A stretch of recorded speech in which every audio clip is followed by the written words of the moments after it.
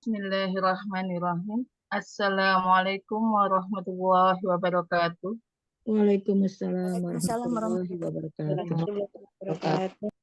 Alhamdulillahirabbil alamin wa bihi nasta'inu ala umurid dunya waddin. Wassalatu wassalamu ala asrofil mursalin wa ala alihi wa sahbihi ajmain. Amma ba'du. Pertama-tama, marilah kita panjatkan segala puji syukur kita kehadirat Allah Subhanahu wa taala yang telah banyak memberikan nikmat kepada kita, nikmat iman, nikmat Islam, nikmat sehat dan waktu luang sehingga kita bisa bersama-sama bertolabul ilmi pada pagi hari ini. Salawat serta salam semoga terlimpah pada junjungan kita Rasulullah Muhammad Sallallahu Alaihi Wasallam beserta keluarganya dan para sahabat. Semoga kita mendapatkan syafaatnya di yaumil akhir nanti. Amin, amin ya robbal alamin. Yang terhormat Ustazah Enok Mutia LCMPDI, yang kami hormati Bunda Sinagawa sebagai Ketua Inspirasi Muslim dan Muslimah, dan Ustazah serta ukhti wa umi sekalian yang dirahmati Allah. Sebelum acara ini dimulai, saya akan membacakan susunan acara. Yang pertama pembukaan, yang kedua tilawah yang akan disampaikan oleh Ustazah Nimas dengan sari tilawah Ukhti Yuli Zaki. Yang acara selanjutnya yaitu acara inti, penyampaian materi usul fikih bagian 1, hukum-hukum dalam ilmu fikih dan usul fikih, yang akan disampaikan oleh Ustazah Enok Mutia LCMPDI. Yang selanjutnya sesi tanya jawab, kemudian penutup. Marilah acara pada pagi hari ini kita buka dengan membaca basmalah bersama-sama. Bismillahirrahmanirrahim. Untuk acara selanjutnya yaitu tilawah yang akan disampaikan oleh Ustazah Nimas, surat Al-Baqarah ayat 194 sampai 196 dengan satu tilawah Ukhti Yuli Zaki. Kepada Ustazah Nimas, kami persilahkan. Assalamualaikum warahmatullahi wabarakatuh. Waalaikumsalam. Apa bukan Ustazah Nyimas? Oh, diganti. Apa Ustazah Rustima? Saya Beliau nggak lihat japri beliau tuh. Silakan Ustazah Rustima. A'udzu billahi minasy syaithanir rajim. Bismillahirrahmanirrahim. Asy-syahrul haramu bisyahril haram. Bisyahril harami wal hurumatu qisas. فمن اعتدى عليكم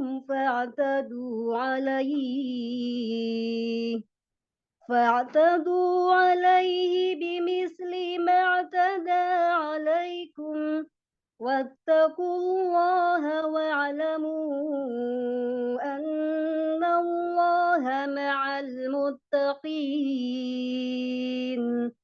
وأنفقوا في سبيل الله ولا تلقوا بأيديكم إلى التهلكة وأحسنوا إن الله يحب المحسنين وأتموا الحج والعمرة لله فإن أحصرتم فما استيسر من الهدي ولا تحلقوا رؤوسكم حتى يبلغ الهدي محله فمن كان منكم مريضا أو به أذى من رأسه أذى من رأسه ففدية من صيام أو صدقة أو نسك فإذا أمنتم فمن تمتع بالعمرة إلى الحج فما استيسر من الهدي فمن لم يجد فصيام ثلاثة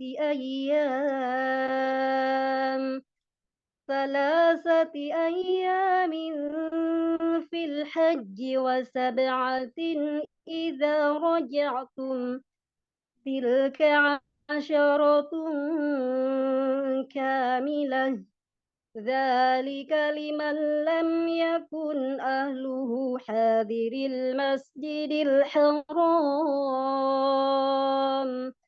واتقوا الله واعلموا أن الله شديد العقاب صدق الله العظيم. Bismillahirrahmanirrahim. Dengan menyebut nama Allah, aku berlindung dari godaan syaitan yang terkutuk. Dengan menyebut nama Allah yang Maha Pengasih dan Maha Penyayang. Dengan bulan haram dan terhadap sesuatu yang dihormati berlaku hukum qiyas. Oleh sebab itu, barang siapa menyerang kamu, maka seranglah dia, setimpal dengan serangannya terhadap kamu. Bertakwalah kepada Allah dan ketahuilah bahwa Allah beserta orang-orang yang bertakwa.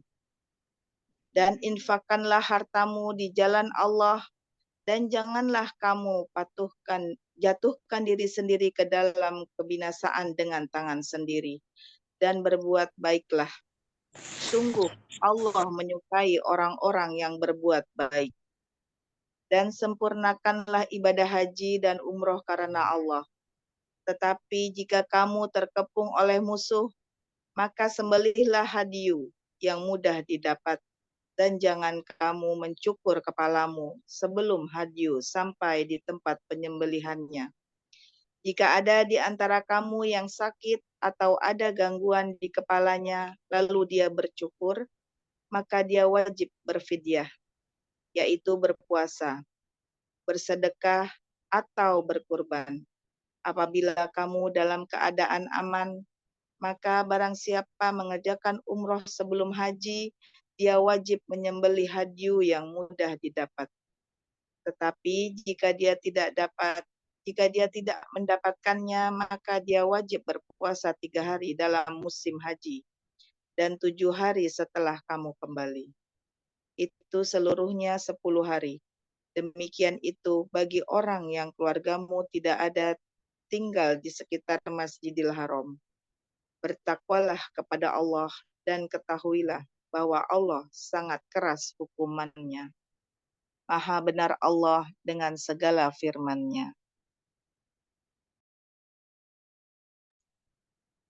Alhamdulillahirrahmanirrahim. Maha benar Allah dengan segala firman-Nya. Untuk acara selanjutnya yaitu langsung kepada materi kepada Ustazah Enok Mutia LCM PDI. Tafadholi masykurah.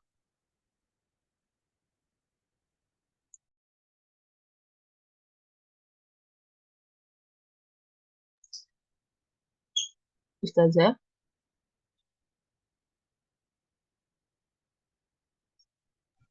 Saya masih di mute. Nah, Assalamualaikum warahmatullahi wabarakatuh. Waalaikumsalam warahmatullahi wabarakatuh.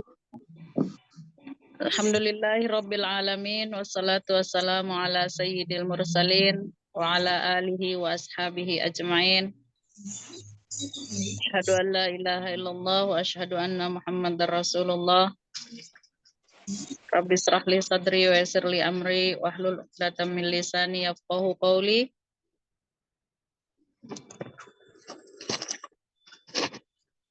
Selamat pagi semuanya.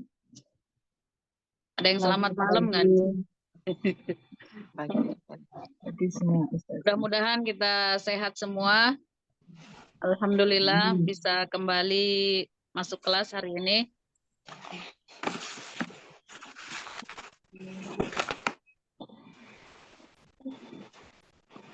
Ada banyak teman baru. Selain yang minggu kemarin, Mbak Pipit baru masuk ya. Apa kabar Mbak Pipit? Ini sebelum mulai kelas, ayo yang mau pada curhat dulu. Ada Mbak dosen di sini. Ini sahabat saya nih dari Mataram nih, Mbak Kartarina Agustin. Kelihatan ya namanya tuh. Mbak Rina. Mbak Rina.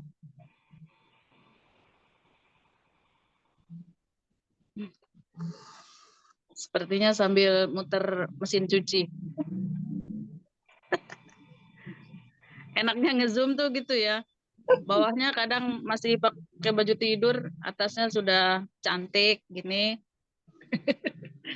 Direkam ini nanti kalau mau di-share, potong dulu. Alhamdulillah Ustazat nih yang cantik soleha ahli surga, amin insyaallah. Kita jumpa lagi dalam kajian fikih dan usul fikih. Alhamdulillah pertemuan kedua masih ramai dan istiqomah. Mudah-mudahan ini menjadi awal yang baik sampai akhir kita ada pembahasan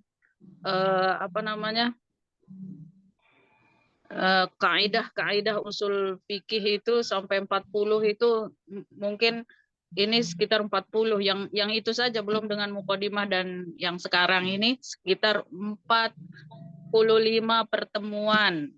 45 kali pertemuan itu. Satu kitab tuh yang Mabadiul Awaliyah yang saya minta untuk di download kemarin ya. Itu adalah kitab sangat basic banget untuk pengetahuan tentang usul fikih. Dan hari ini kita masih di tahap awal, boleh sambil dibuka aplikasinya, kitabnya ya. Tapi kameranya jangan ditutup.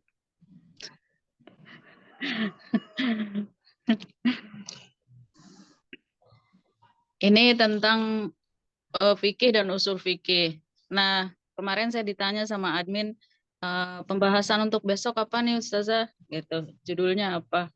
Nanti semua akan tahu dengan melihat dari aplikasi itu ya, apa yang akan kita bahas selanjutnya seperti itu. Karena di setiap judul ini, di setiap bagian yang akan kita bahas ini udah ada judul-judulnya.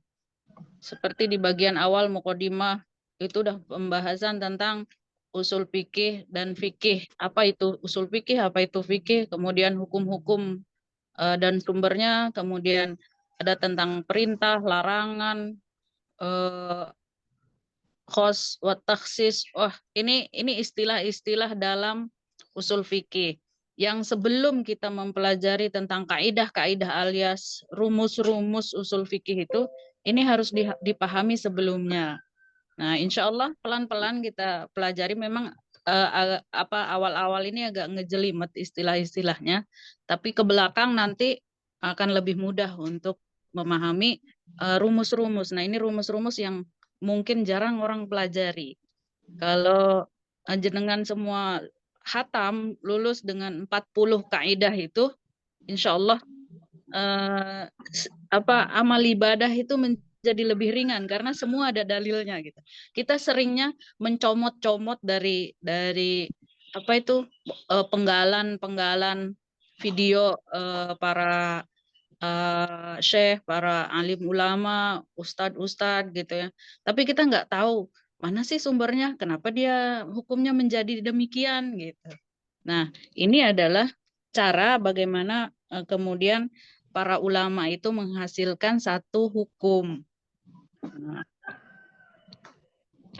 Mbak Rina belum respon. Ada orangnya yang belum respon, dia menyimak. Nanti kita masukin grup. Baik, sudah buka semua, sudah bisa buka aplikasinya. Udah ngedownload belum? Mbak Pipit udah download belum? Kitab Mabadiul Awaliyah. Belum. Saya juga buka sesi ini, sesi belajar kita ya, silabus belajar kita itu 2 fikih dengan usul fikih. Kalau yang usul fikih ini kan rumus-rumus bagaimana menghasilkan fikih itu sendiri. Sementara fikih yang udah jadi itu hukum-hukum semua amalan yang kita lakukan itu dalam fikih itu juga perlu kita bahas. Jadi minggu ini usul fikih, minggu depan fikih gitu. Mulai dari toharoh, kemudian sholat dan semuanya sampai itu kan fikih ibadah. Nanti masuk fikih muamalah dan lain-lainnya. Kita kadang banyak yang menemukan orang cerai berai saat ini itu juga kurang mengetahui ilmu fikihnya.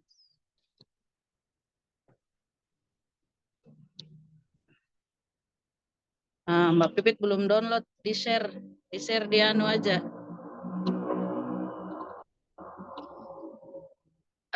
Cari di Play Store, namanya Mabadiul Awaliyah.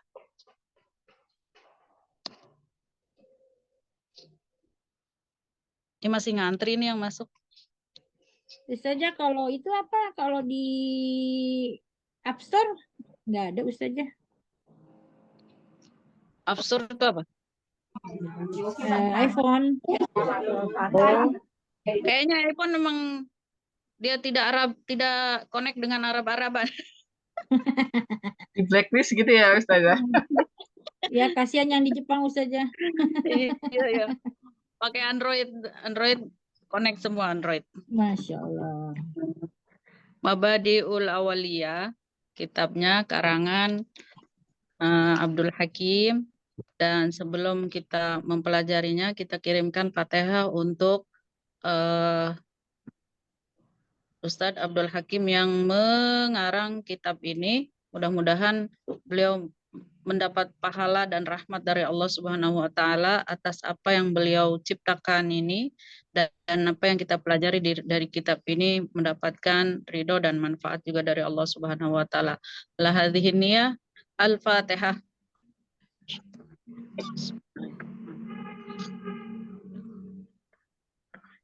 Ke tablet aja Ustazah ya.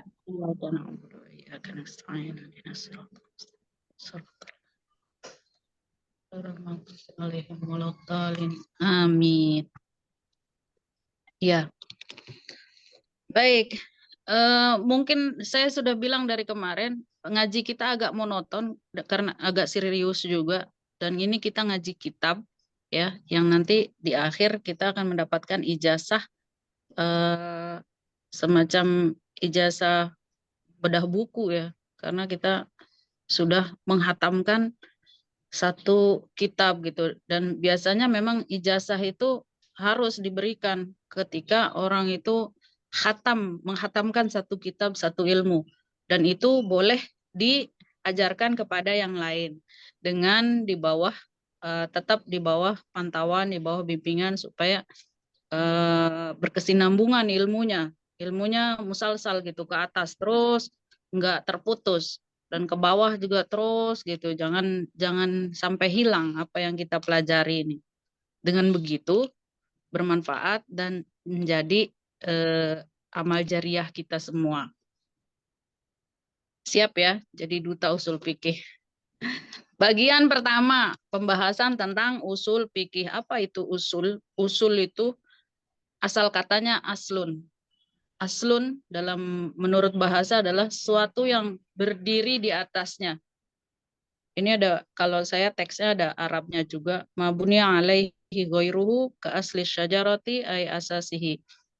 Jadi semacam akar gitu ya. Nah, akar. Usul fikih berarti akarnya fikih ini. Nah, itu intinya. Suatu yang lain seperti dasarnya pohon atau pondasinya. Dan dasarnya pohon itu adalah akarnya yang berasal di dalam bumi. Seperti itu pula usul fikih adalah dasarnya fikih. Fikih itu adalah hukum yang sudah jadi. Dasarnya itu dari mana? Nah, itulah usul. Aslun. Wal far'u ma buniya ala ghairihi. Furu' itu yang berdiri di atasnya atau dahan di atas sesuatu itu. Nah, biasanya begini. Janganlah berdebat tentang hal-hal yang furu'iyah. Biasanya orang-orang alim ulama mengatakan seperti itu. Hal furu'iyah itu artinya cabang, cabang fikih itu. Jadi kalau usulnya itu, aslinya itu akarnya di bawah, kemudian fikihnya itu pohonnya, maka furu'nya itu dahan-dahannya itu ada fikih furu'iyah namanya. Misalnya seperti sholat. Sholat itu adalah pohonnya. Pohonnya, intinya. Akarnya apa? Akarnya adalah aqimus sholat dalam Al-Quran itu. Dalil yang mewajibkan sholat. Adapun dalam sholat itu ada kunut dan tidak ada kunut, nah itu namanya furu'iyah. Cabang. Cabang dari fikih itu. Furu' namanya. Furu' cabang atau cabang adalah suatu yang berdiri di atas yang lain. Seperti cabang ranting pohon berada pada dasarnya, yaitu pohon. Seperti itu pula cabang fikih berada pada usul fikih. Nah, tetapi usulnya itu ada di bawahnya. Wal aslu istilahan yuqalu ala dalil wal qaidah kuliah. Sedangkan definisi usul secara terminologi ialah sesuatu yang diucapkan atas dasar dalil. Nah, itu tadi. Dalil secara global atau kaidah atau rumus yang akan kita bahas nanti. Nah, ini adalah usul secara terminologi. Istilah ya. Seperti pendapat ulama bahwa dasar hukumnya wajib sholat itu adalah Al-Quran, kemudian ada Al-Hadis, atau Al-Quran aqimus sholat, dirikanlah sholat, maka akan keluar satu hukum bahwa sholat itu adalah wajib. Nah, sholat itu adalah wajib, itu adalah fikih. Gitu. Nah, jadi asal itu adalah dalil. Usul fikih itu adalah dalilnya secara global. Yang kemudian menghasilkan hukum fikih itu. Wa qauluhum ibahatul mayyita lil muttar khilafan al asal. Kemudian ada pendapat tentang bolehnya bangkai makan bangkai ya. Bolehnya makan bangkai adalah menyalahi atau bertolak belakang dengan hukum asalnya, yaitu haram. Haram memakan bangkai. Itu dari mana? Dari firman Allah, innama harrama alaikumul mayyitah. Kalau hafiz Quran nih enak nih. Ketemu dia dalil-dalilnya. Oh, itu tuh sebenarnya dalil tentang diharamkannya bangkai. Gitu. Nah, itu kemudian ada kaidah yang bertentangan dengan ayat, maksudnya kok boleh memakan bangkai itu bagi yang muttor, bagi yang sangat terdesak atau dalam kondisi darurat gitu. Nah, ini juga dihasilkan dari usul ya, usul, kaidah usul atau dalil yang dasarnya. Usul fikih adalah dalil hukum fikih yang dibuat secara global atau ijmal, seperti pendapat ulama bahwa mutlaknya perintah itu adalah suatu kewajiban. Nah, misalnya ada satu perintah dalam usul fikih bahwa perintah itu adalah wajib diikuti. Namanya perintah. Kalau larangan berarti wajib dihindari. Nah, itu larangan. Nah, itu dari mana? Itu adalah ulama-ulama usul fikih yang kemudian mengkaidahkan, merumuskan bahwa mutlaqul amr itu lil wujub. Perintah itu adalah kewajiban, berarti. Wa mutlaqun nahi li tahrim, dan larangan itu adalah untuk pengharaman. Nah, misalnya aqimus sholat itu untuk mewajibkan sholat. Kalimatnya aqimu itu perintah. Kemudian la taqrabuz zina, la itu kalimat larangan. La, jangan mendekati zina. Kalau jangan mendekati itu larangan berarti untuk pengharaman gitu. Akan kita temukan dalam beberapa ayat Al-Qur'an ya. Dalam ayat Al-Qur'an itu kan isinya sebagian besar adalah sejarah, sebagiannya lagi adalah hukum. Nah, di situ akan tertera kata-kata ya, kalimat-kalimat perintah, larangan, atau yang biasa-biasa. Nah, nanti kita akan lihat apa sih konteks dari kalimat ini. Ini perintah atau larangan. Begitu. Wa mutlaqu fi'lin Nabi sallallahu alaihi wasallam. Lalu bagaimana dengan qaul Nabi, wa mutlaqul ijma, bagaimana dengan kaul-kaul para ulama ijma, kemudian wa mutlaqul qiyas, konversi ya, dan hujah-hujah atau dalil argumentasi yang lainnya. Nah, ini dalam usul fikih. Nah, fikih sendiri adalah secara bahasa nih ya, kalau dibilang faqih tuh berarti saya mengerti atau mengetahui. Itu fikih. Dalam bahasa dalam Al-Qur'an itu liyatafaqahu fiddin, itu tentang yang thalabul ilm itu. Apa ayatnya? Ada yang hafizah? Laula min kulli firqatin, gitulah. Jadi tidak semua golongan itu harus melakukan satu hal saja. Ada yang pergi satu golongan itu untuk pergi menuntut ilmu, liyatafaqahu fiddin, menuntut ilmu agama. Nah, ini sebagian kita nih, agar nanti pulang dia bisa memberikan peringatan kepada yang lain. Nah, kita ini sedang yatafaqah fiddin. Nah, fikih itu artinya mengerti, mengetahui secara bahasa. Tapi kalau secara istilah, bahwa fikih itu ilmu bi ahkami syar'iyyah allati tariquha ijtihad. Ilmu yang mempelajari hukum-hukum syariat yang dihasilkan dari ijtihad. Ijtihad itu dari menghafal Quran, memahami isi Al-Quran, kemudian berkumpul dan berijtima ya, mendiskusikan apa sih maksud dari ayat ini. Nah, dalam NU itu ada Bahsul Masail. Dalam Muhammadiyah itu ada Majelis Tarjih namanya. Itu adalah untuk menghasilkan satu hukum yang tidak mutlak ada dalam Al-Qur'an. Kalau udah mutlak dalam Al-Qur'an itu ada, maka tinggal merujuk kepada Al-Qur'an atau ada dalam hadis. Tapi kalau tidak ada dalam Al-Qur'an dan Al-Hadis, tetapi ada ayat-ayat yang semisalnya, maka harus diijtihadkan. Itulah fikih. Kenapa kemudian NU dan Muhammadiyah itu berbeda?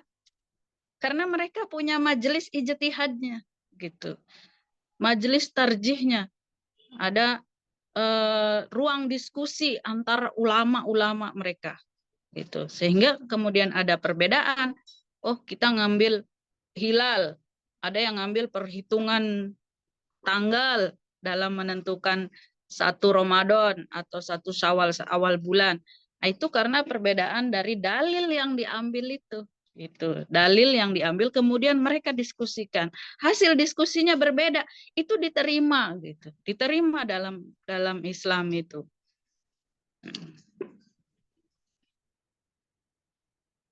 Kal ilmu bi anna niyah fil wudu wajibah.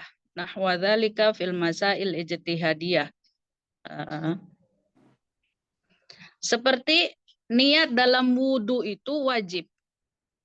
Ini hasil ijtihad, bukan qat'i. Hasil ijtihad itu hasil ijtihad para ulama. Wajib ada niat itu, gitu. Niatnya di mana? Nah, itu furu' namanya. Tapi kewajiban ada niat itu hasil dari ijtihad. Nah, kemudian dari mana dapatnya? Dalam ayat Al-Quran kan tidak disebutkan rukun wudhu itu ada niat, tidak ada. Di mana dihasilkannya itu adanya niat itu? Dalam sabda Nabi, innamal a'malu bin niat. Sesungguhnya setiap pekerjaan itu dengan niat. Nah, ini baru setelah diijtihadkan, setelah didiskusikan, dimusyawarahkan, muncullah bahwa niat itu dalam wudhu adalah wajib. Bi khilafil ilmi bi ahkami syar'iyyah allati laisa tariquha al-ijtihad kal ilmi bi anna salawatil khams, berbeda dengan hukum syara yang qat'i. Seperti salat 5 waktu itu wajib, itu sudah ada dalam Al-Qur'an. Itu qat'i. Ini tidak membutuhkan ijtihad. Nah, atau wa anna zina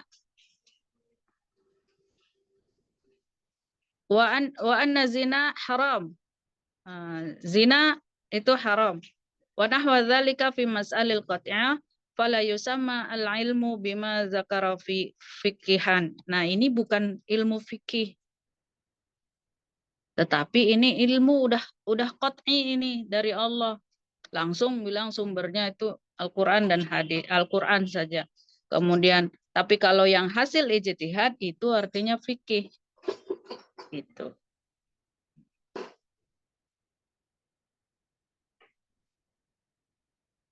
Karena itu sudah dari sananya sudah dalilnya seperti itu, sudah qat'i. Sudah tidak boleh dibantah lagi. Kenapa sholat 5 waktu? Itu sudah, maksudnya dari mana? Itu udah dari Allah, itu bukan hasil ijtihad. Tetapi kenapa sholat malam itu ada taraweh, ada tahajud, ada sholat hajat, ada yang lain. Nah, itu hasil ijtihad itu. Jadi boleh melakukan sesuai keperluan ya, kebutuhan. Al-ilmu sifatun yang kasyifu bihal matlub inkishafan taman. Nah, ini tentang ilmu. Ilmu tadi disebut-sebut di atas itu. Ilmu adalah sifat yang dapat menjelaskan sesuatu yang dicari dengan penjelasan yang sempurna. Ini jelas, berarti kita mengetahui, pengetahuan atau kita pemahaman ya. Nah, sifat yang dapat menjelaskan sesuatu yang dicari dengan penjelasan yang sempurna. Kemudian wal jahlu adamul ilmi bisyai'i, jahlun atau jahil adalah tidak mengetahui sesuatu. Wa dhannu, ini nanti dalam fikih itu ada istilah-istilah ini. Zon merupakan perkiraan sesuatu yang kuat dari 2 perkara. Nah, coba dipahami kata-katanya saja dulu. Wal idraku wal wahmu al idrakul marjuhu li ahadil amroini. Waham menemukan perkiraan sesuatu yang lemah dari 2 perkara. Wasyak al idrakul mustawi bainal amroini.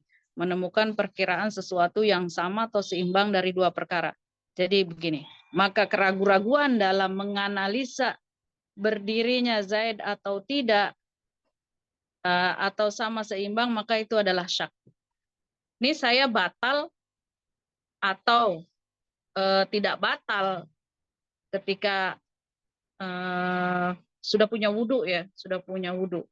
Saya batal atau tidak punya tidak batal, seimbang, itu namanya ragu, syak, ragu-ragu. Jika pada analisis indikasinya itu kuat subutnya atau intifa, maka disebut zon. Tapi tadi rasanya kentut ya, tapi nggak kerasa. Nah, tapi dalam perkiraan dia sudah kentut, maka itu zon namanya. Tapi kalau enggak, soalnya saya nggak kentut, berarti waham. Waham itu yakin tapi lebih sedikit tidaknya. Ini istilah-istilah dalam fikih itu betul-betul hati-hati. Makanya ada orang yang takbirnya itu berkali-kali. Allahu Akbar. Allah. Itu ada keraguan-raguan yang banyak dalam dirinya. Ada syak, ada zon, nah macam-macam sehingga dia seperti itu, gitu. Ini istilah-istilah dalam fikih ya, istilah-istilah dalam fikih. Kita lanjut saja. Memang di awal-awal kayak begitu, apa sulit dipahami. Tapi nanti ketika masuk dalam hukum-hukumnya, oh iya, nyambung nanti. Nah, kita masuk dalam hukum-hukum yang ada dalam fikih dan usul fikih nih ya. Yang paling sering kita dengar. Wal ahkamu tis'ah. Hukum-hukum itu ada 9. 9. Ada 9. Apa itu? Wajib, sunnah, mubah, haram, makruh, sah, batal, rukhsah, azimah. Semua udah buka aplikasinya belum nih? Sudah, Ustaz. Wajib ma yusabu ala fi'lihi wa yu'aqabu ala tarkihi kas-sholawati wa saumi wa ramadan. Wajib itu adalah sesuatu yang diberi pahala jika dikerjakan dan diazab apabila ditinggalkan. Seperti apa? Sholat, puasa Ramadan, zakat, berbakti kepada orang tua. Nah, ini hal-hal yang wajib. Kalau dikerjakan dapat pahala, kalau ditinggalkan kita akan disiksa.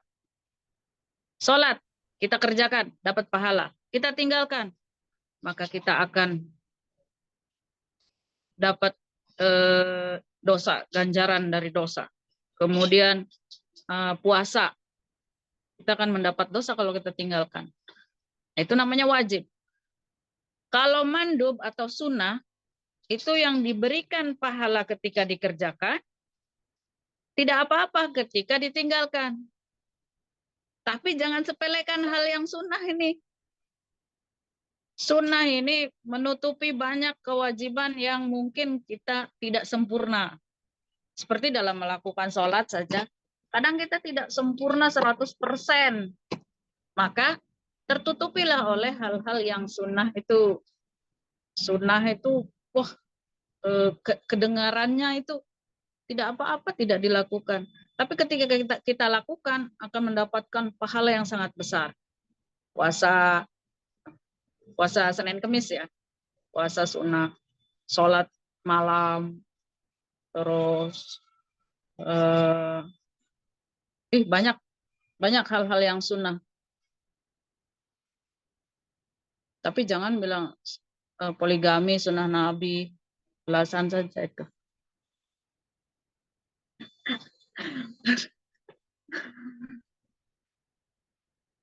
Banyak hal-hal yang sunnah ya, yang pahalanya juga besar daripada yang wajib. Kemudian haram. Haram adalah ma yusabu ala tarkihi. Bahkan diberikan pahala ketika kita meninggalkan yang haram ini. Haram berzina, haram makan babi, haram durhaka kepada orang tua. Ketika kita bisa tinggalkan itu, maka kita akan diberikan pahala.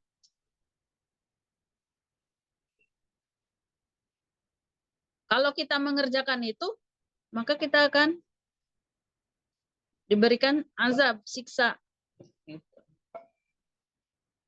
Itu namanya haram. Kalau makruh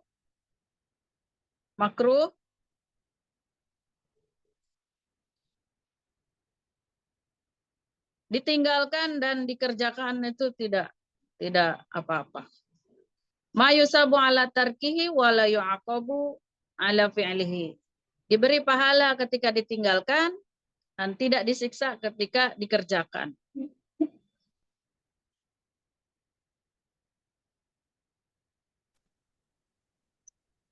Barina. Cilup. Mbak.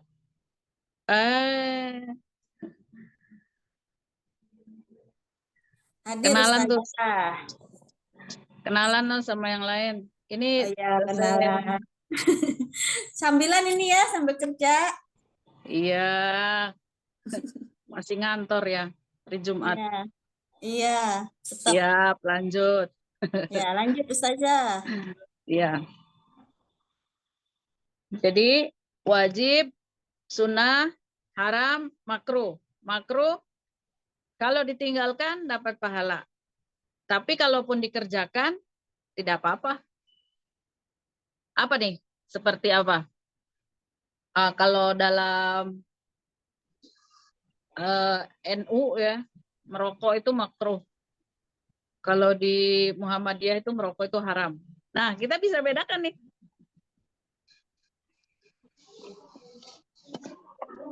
Kalau di NU itu makruh merokok itu. Artinya kalau ditinggalkan berpahala, kalau dikerjakan tidak disiksa. Kalau dalam Muhammadiyah rokok itu haram. Kalau dikerjakan disiksa. Kalau ditinggalkan dapat pahala. Nah, kata orang NU ya, kata ulama-ulama NU itu, saya pernah punya profesor orang NU dan beliau yang biasa ikut bahsul masail itu di majelis diskusinya itu. Kalau NU mengharamkan rokok nih, wah semua orang NU ini masuk neraka karena semua merokok, termasuk ulama-ulamanya gitu. Rata-rata kiai-kiai di Jawa itu, Madura itu merokok semua. Nah, NU itu tidak berani mengharamkan rokok. Nah, jangan-jangan semua masuk neraka. Dia sampai derajatnya sampai makruh saja. Kemudian mubah. Mubah ma la yusabu ala fi'lihi, itu sesuatu yang tidak ada pahala jika dikerjakan dan tidak berdosa juga bila ditinggalkan. Tidak berpahala dikerjakan, tidak berdosa. Apa? Makan, tidur. Kalau belajar nih apa nih hukumnya? Wajib ya? Wajib, wajib bukan itu? Wajib kan? Fardu Iya. ain. Talabul ilmi faridatun ala kulli muslimin wa muslimatin. Mencari ilmu adalah wajib bagi setiap muslim dan muslimah. Wajib itu artinya kalau kita tidak menuntut ilmu, maka kita berdosa. Terutama ilmu agama. Nah, ada satu cerita,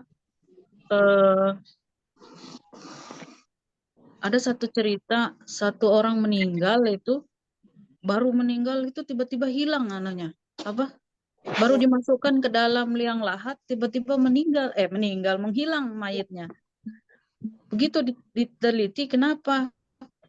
Karena beliau itu sepanjang hidupnya itu dihabiskan untuk menuntut ilmu. Jadi sampai tua pun menuntut ilmu terus. Menuntut ilmu. Dia sudah tidak bisa pergi mengaji, pergi ke guru. Dia buka sekarang kan ada YouTube-nya, ada siaran langsungnya gitu. Jadi meskipun di rumah terus dia baca, nah ini menuntut ilmu ini adalah status paling bergengsi lah seumur hidup kita. Jangan sampai kita kehilangan kesempatan ini. Jadi kita bisa mendapatkan pahala sebesar-besarnya dengan tanpa lelah terus belajar menuntut ilmu. Banyak media untuk belajar. Ya. Apalagi mau pergi ke majelis, mau pergi menghadap ke tuan guru, ke kiai. Saya mau belajar, luar biasa. Itu pahala menuntut ilmu. Lanjut, setelah mubah tadi, sahih. Sahih atau sah. Sah kalau bilang kita sah, hukumnya sah. Sah itu artinya yang sudah mencakup di dalamnya rukun dan syarat. Artinya rukun dan syaratnya terpenuhi. Rukun dan syaratnya terpenuhi, maka dia sah. Masalah dia khusyuk atau tidak itu bukan syarat sah, tetapi itu pahala yang lain ya, di luar itu. Misalnya kayak kemarin tuh rukun syaratnya terpenuhi ya, seperti sholat secara rukun dan syaratnya sah. Nahan kentut itu secara fikih, secara rukun syarat sah dia karena dia tidak kentut. Tetapi posisi menahan kentut itu adalah makruh. Gitu. Makruh tadi apa? Kalau ditinggalkan dia dapat pahala. Kalau dikerjakan dia tidak dosa. Nah, memang tidak dosa. Tetapi kita mengerjakan itu berkurang gitu. Derajatnya berkurang. Nah, seperti itu. Kalau sah seperti diberikan mahar sendal jepit. Secara rukun syarat dia sah karena ada barang yang bernilai, ada harganya. Tetapi secara adab dia cuma mau viral aja ini. Artinya cukup rukun syaratnya, menikah, ada wali, ada mempelai laki, mempelai perempuan, ada akad, ada mahar. Tetapi maharnya berupa apa? Itu tidak disebutkan. Yang jelas rukunnya ini adalah terpenuhi, maka hukumnya sah. Nah, gitu. Sendal jepit. Saha eta suara laki-laki. Kemudian nggak dimut saja mungkin suaminya.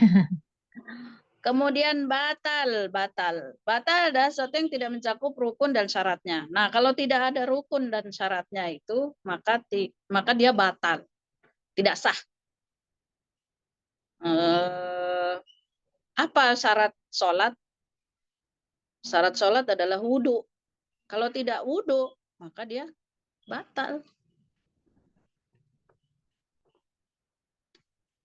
Kemudian rukun. Rukun apa?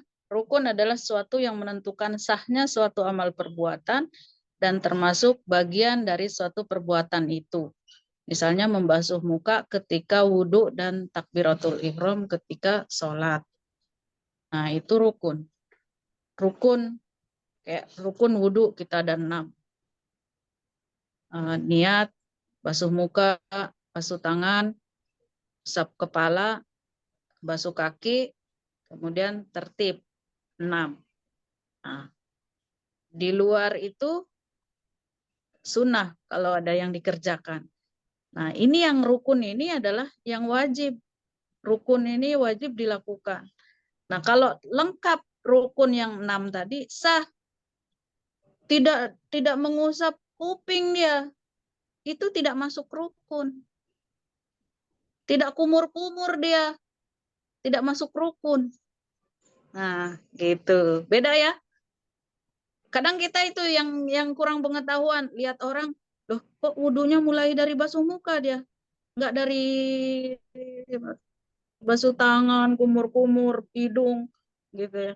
Atau basuh muka aja. Nah, karena nggak tahu mana rukun, mana sunnah, mana wajib, mana yang membatalkan, dan lain-lain. Nah, syarat. Syarat adalah,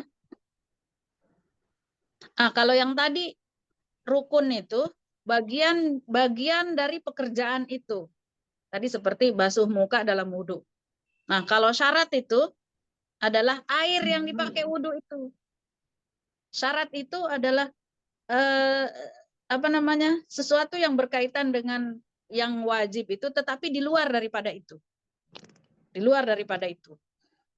Daripada pekerjaannya itu. Kan wudhu tadi. Kalau rukun, itu yang di dalam wudhu itu. Yang 6 tadi. Tapi kalau syarat untuk wudhu apa? Air. Nah, airnya nih apa? Macam-macam air. di sana ada yang air yang mensucikan, air suci mensucikan, ada air suci tidak mensucikan. Nah, itu kita pelajari dalam fikih nanti. Kemudian selanjutnya adalah rukhsah.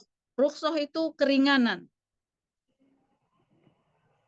Rukhsah adalah hukum yang berubah dari yang sulit menjadi mudah. Nah, dalam Islam ada begini nih. Rukhsah namanya. Hukum yang berubah dari yang sulit menjadi mudah. Diiringi dengan adanya sebab hukum asal. Ada sebabnya. Misalnya, diperbolehkannya berbuka puasa bagi musafir. Jika puasa itu menyebabkan kesulitan atau kepayahan bagi musafir. Ya. Diperbolehkannya memakan bangkai bagi orang yang dalam keadaan darurat. Nah, ini berubah hukumnya. Itu namanya rukhsah. Misalnya sholat itu 4 rakaat, sholat zuhur 4 rakaat, sholat asar 4 rakaat. Karena dalam kondisi darurat atau dalam musafir, dia boleh jamak takdim, jamak takhir. Itu namanya rukhsah, keringanan. Atau boleh dikosor karena kondisi tidak memungkinkan, dikejar pesawat. Oke, dikejar pesawat ya, kita yang ngejar pesawat. Ketinggalan pesawat misalnya, kita kasar saja, dikosor. Boleh, itu namanya rukhsah. Kemudian yang terakhir adalah azimah, hukum asal. Misalnya wajibnya sholat 5 waktu. Ya dia dalam sholat 5 waktu ya 5 waktu. Zuhur, asar dalam kondisi apapun.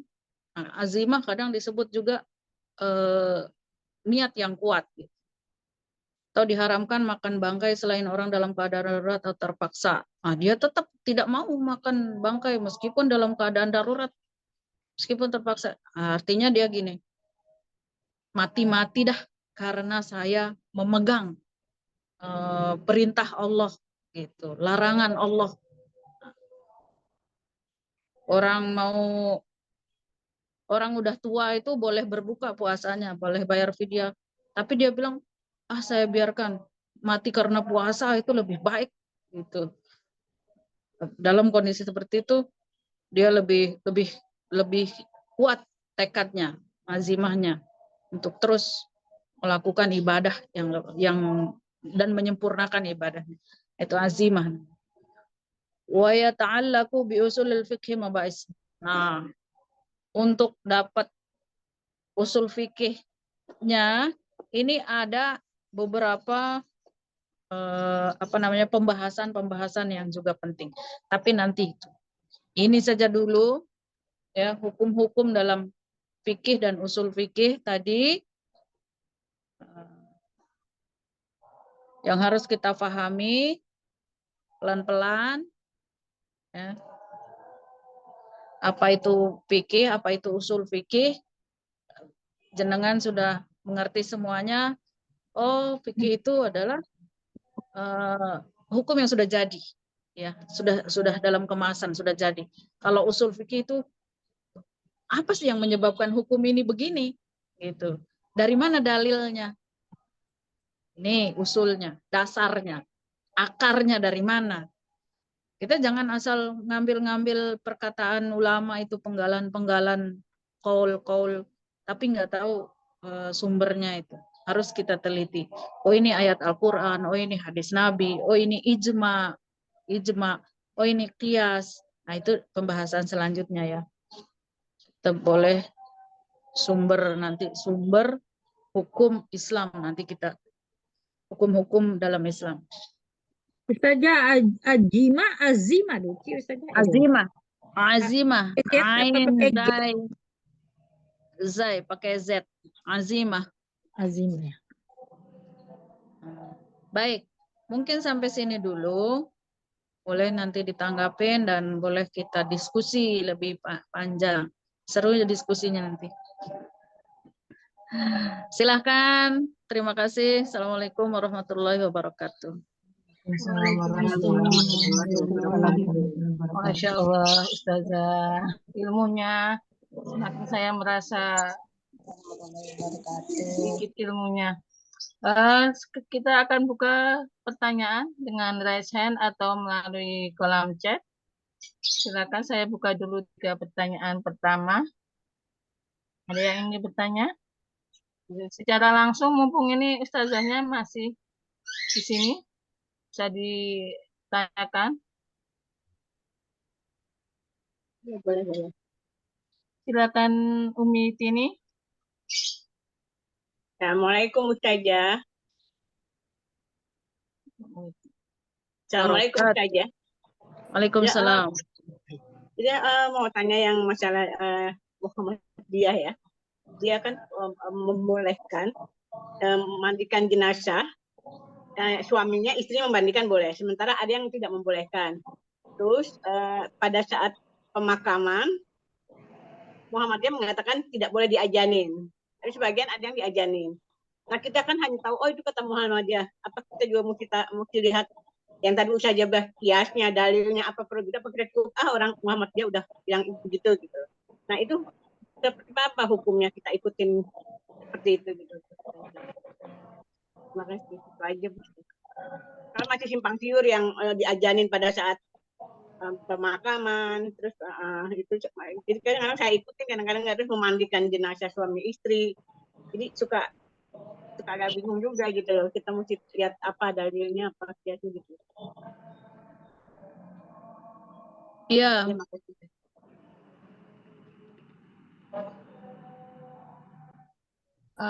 Mau dijawab? Sebentar, ada yang resen. Mau dijawab satu-satu apa mau langsung 3 saja?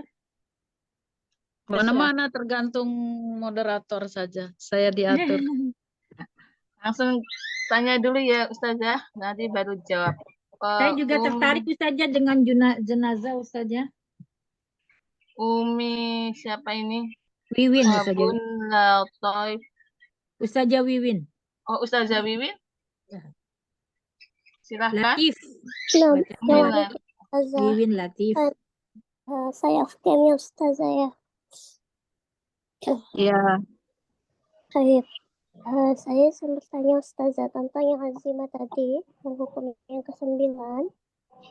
Itu dikatakan bahwa tadi ya contohnya ketika dia dalam keadaan terpaksa, jadi misalnya kan dihalalkan untuk makan bangkai seperti itu Ustazah.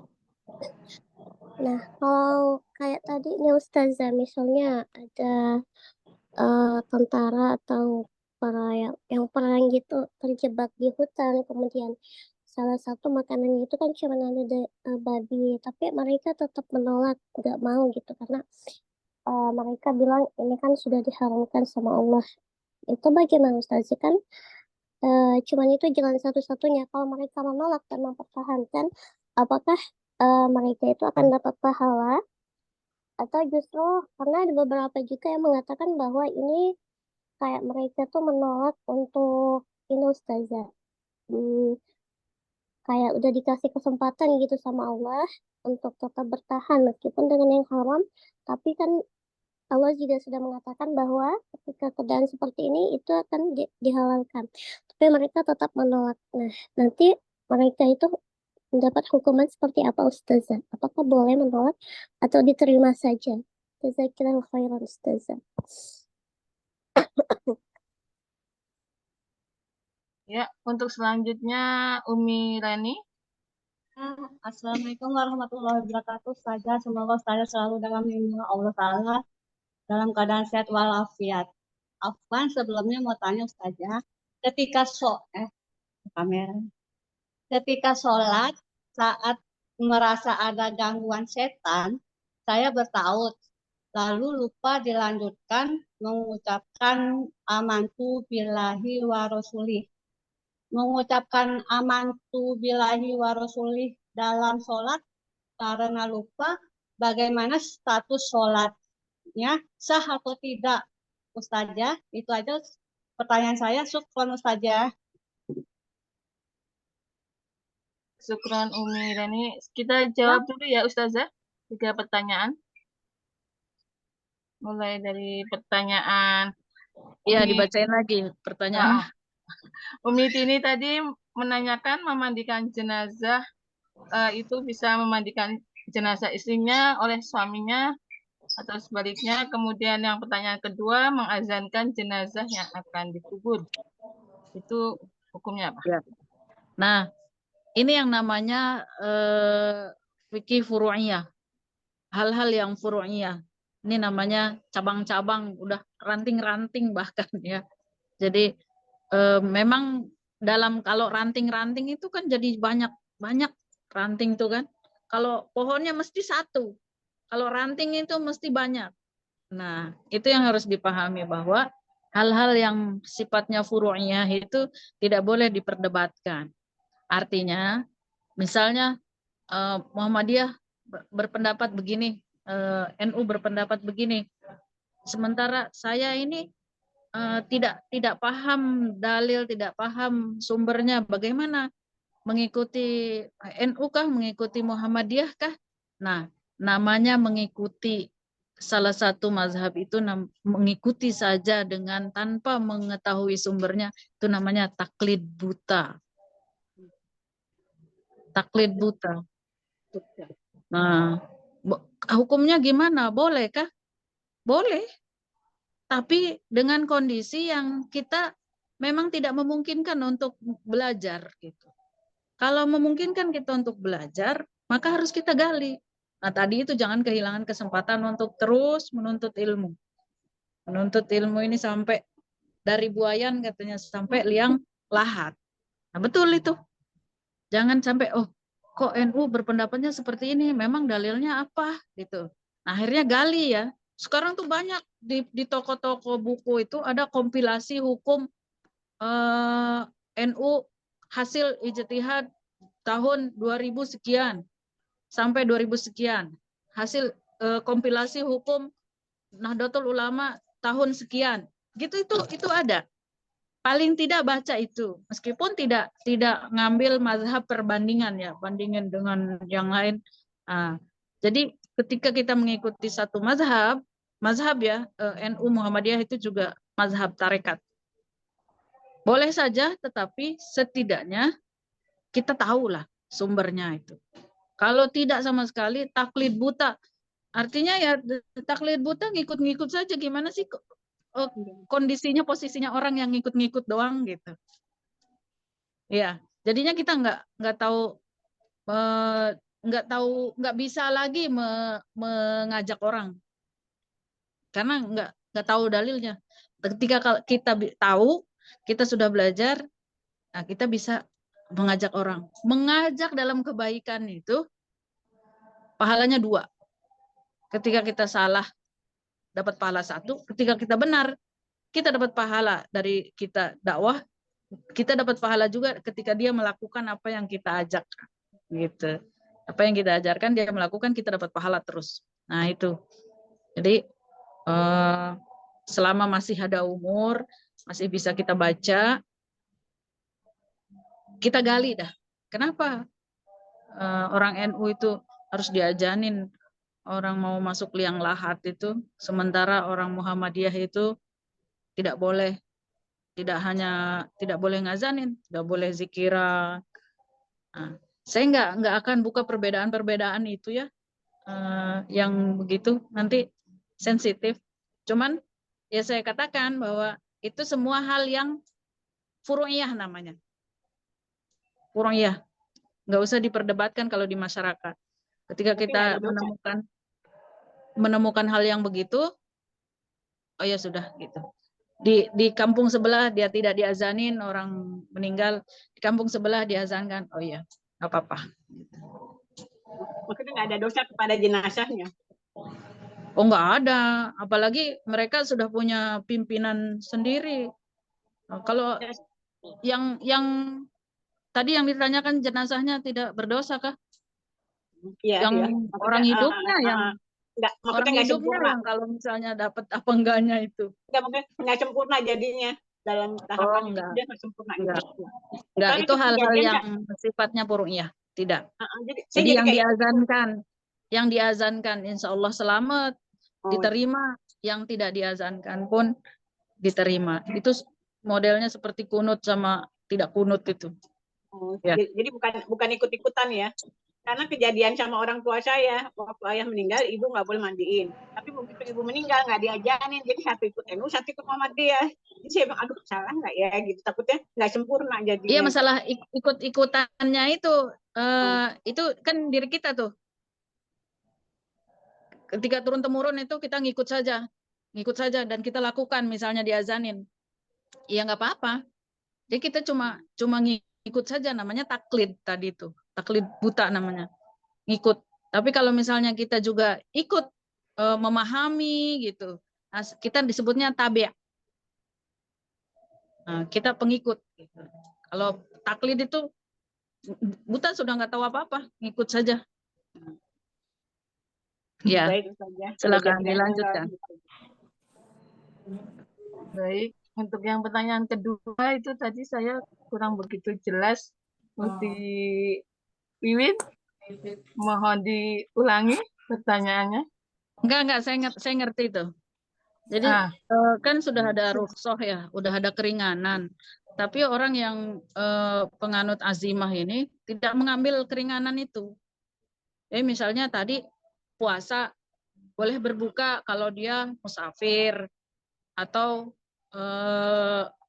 sudah tua, takutnya puasa itu misalnya ya membahayakan dirinya. Dia tetap tidak mau berbuka, dia tetap berpuasa, dia mengambil hukum asalnya yaitu wajib, nggak mau ngambil keringanan itu. Nah, kemudian ada tadi tentara yang sebenarnya boleh makan bangkai di hutan ketika dia sedang berjuang gitu dalam kondisi darurat, tidak ada makanan, dia hanya menemukan bangkai di hutan. Dia tidak mau makan bangkai karena bangkai itu diharamkan asal hukumnya itu. Sampai akhirnya dia mati. Apakah dia itu misalnya tadi tuh gimana hukumnya gitu? Ya tidak apa-apa. Tidak apa-apa, dia tetap memilih dalam ketaatan dan akhirnya sampai meninggal misalnya. Ini kan mudarat lil mutor yang darurat. Segala sesuatu itu tentu karena darurat. Karena darurat. Misalnya orang sakit hanya bisa sembuh dengan minum alkohol misalnya. Dengan minum alkohol. Nah, dia tidak mau disembuhkan dengan alkohol karena alkohol itu barang haram. Akhirnya dia mati. Itu tidak apa-apa. Tidak berdosa karena meninggalkan yang dirukhsah itu tidak. Apakah dia kemudian dia makan daging babi bangkai lagi. Kemudian dia tetap mati. Apakah dia berdosa? Karena ternyata babi itu tidak bisa menambah nyawa dia gitu. Tidak apa-apa. Karena saat kondisi seperti itu, dia itu dimaafkan gitu. Mau ambil rukhsah itu boleh, mau tidak juga tidak apa-apa. Itu namanya azimah. Bisa dipahami ya? Mana Neng Wiwin? Insyaallah Ustazah, insyaallah. Iya. Jazakallahu Alhamdulillah. Iya. Siap, lanjut. Lanjut untuk pertanyaan ketiga tadi dari Umi Reni. Apa tuh? Lupa. Saya juga lupa. Umi Reni bisa diulangi pertanyaannya? Ketika sholat saat merasa ada gangguan setan, saya bertaut, ya kan? Iya. Lalu lupa dilanjutkan mengucapkan amantu billahi wa rasulih.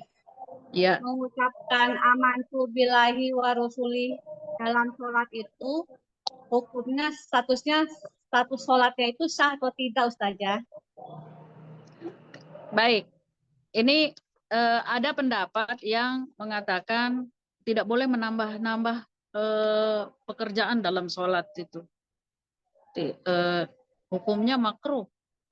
Bukan batal ya. Kalau tidak, misalnya begini nih. Ketika kita mau sujud, ini musola umum. Di pesujudan itu banyak debu.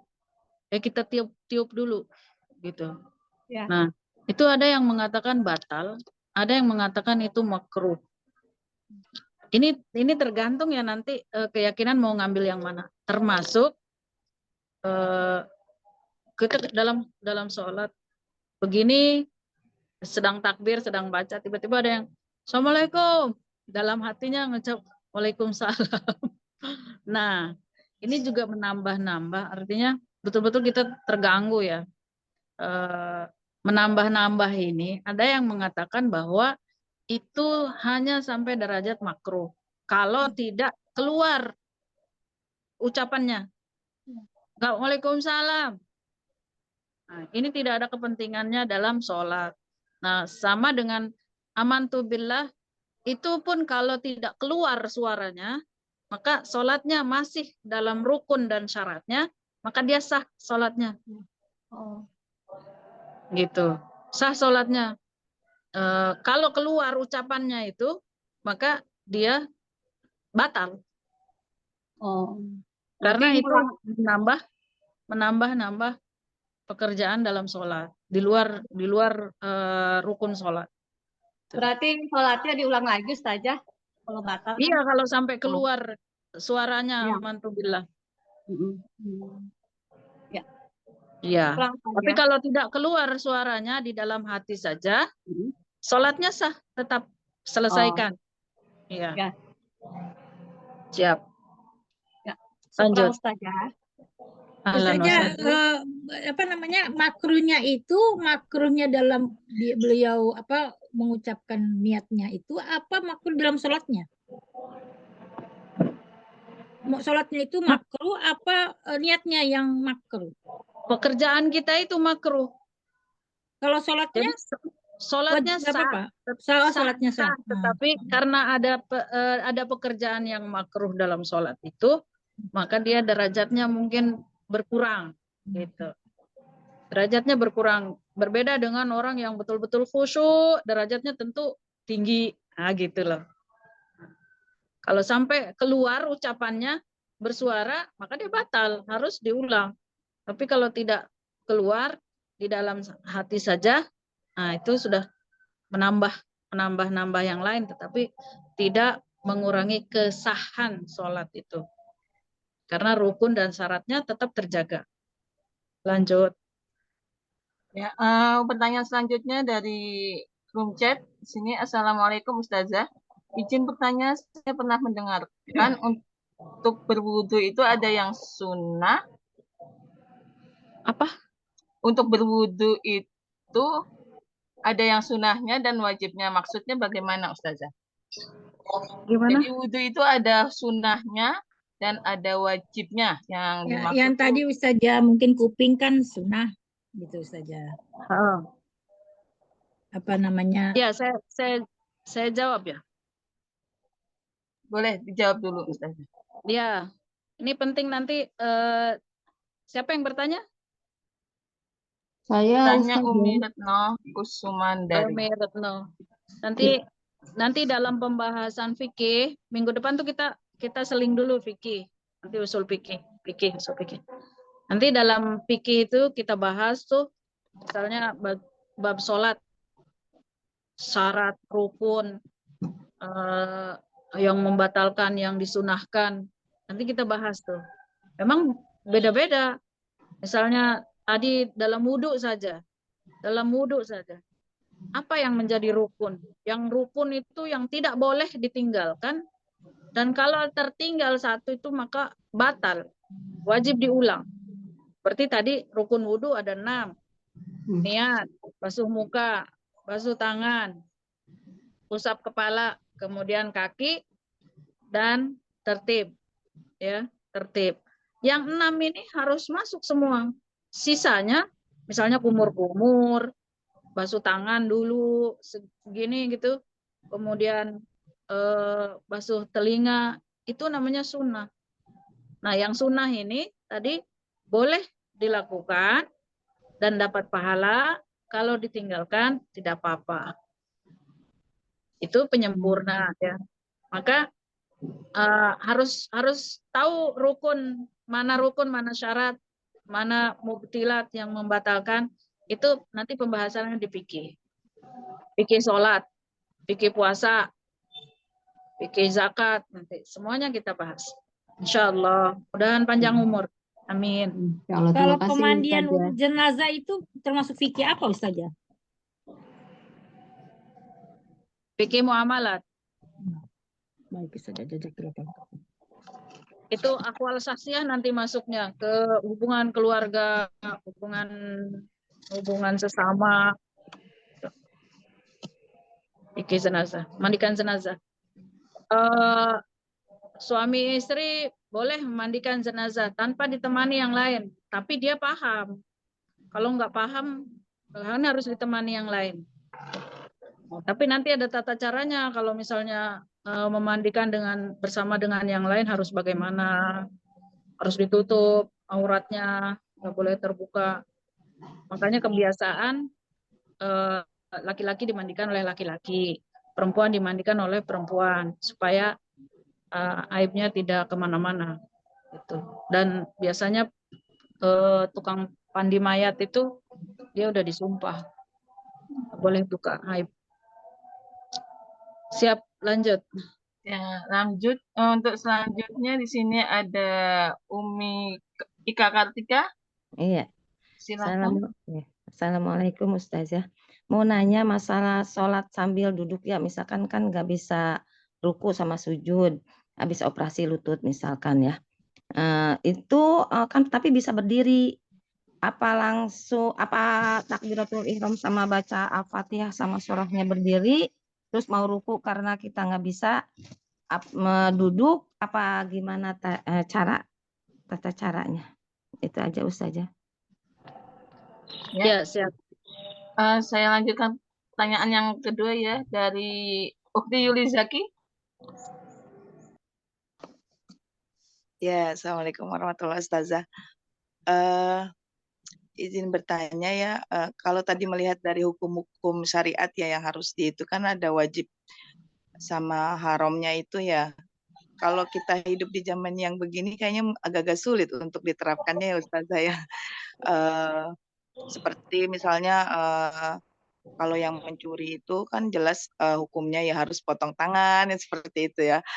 Terus banyaklah gitu ya. Dengan kita yang hidup begini, bagaimana ya cara kita menyikapinya begitu, Ustazah?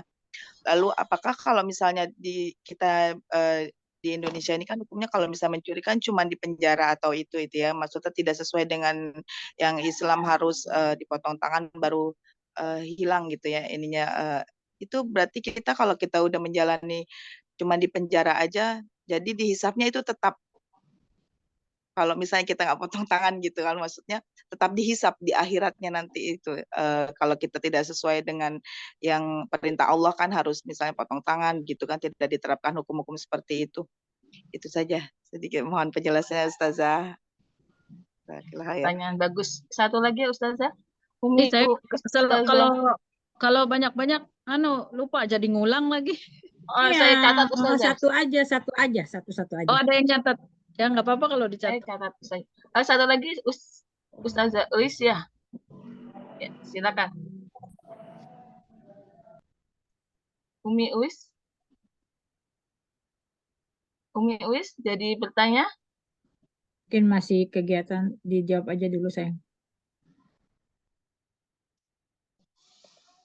Kemut. Maaf, Assalamualaikum. Oh, silakan Umi Uis. Misalnya gini, tadi kan Ustazah jelasin kita yang mendapatkan rusuh nih salah satunya. Kalau misalnya kita dalam bepergian, kita boleh jamak qasar atau tidak. Itu kan udah ketetapan Allah yang kasih rusuh itu. Nah, kalau kita tidak ambil, apakah kita tidak termasuk orang yang sombong?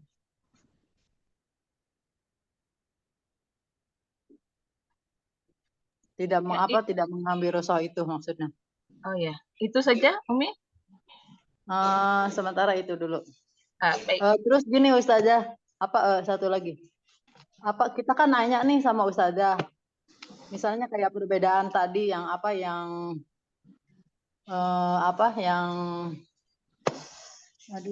antara NU sama Muhammadiyah. Nah, kita kan nggak ngerti nih. Nah, kita kan bertanya sama Ustazah, tapi Ustazah sendiri juga jawabnya ngambang. Jadi kita mestinya ngikutnya kemana gitu. Assalamualaikum, itu aja. Baik, dari pertanyaannya Umi Ika Kartika, jika kita sholat sambil duduk karena lutut habis operasi, sementara kita masih bisa berdiri, itu bagaimana sholatnya? Apakah pada saat ruku itu kita duduk atau gimana Ustazah hukumnya itu? Baik, terima kasih atas pertanyaannya, mantap betul semuanya. Dan ini banyak dipertanyakan oleh yang lain juga. Jadi untuk tata cara sholat duduk, jadi kan nanti juga kita bahas nih masuk mana yang disebut rukun sholat, termasuk takbiratul ihram itu. Berdiri ketika takbiratul ihram itu adalah rukun sholat dalam keadaan mampu. Nah, kalau kondisinya tidak mampu untuk berdiri, hanya mampu untuk takbiratul ihram saja, usahakan takbiratul ihram saja, berdiri itu. Setelah takbiratul ihram itu langsung duduk di kursi, langsung duduk, kemudian ini kelihatan nggak ya? Soalnya ini harus praktek.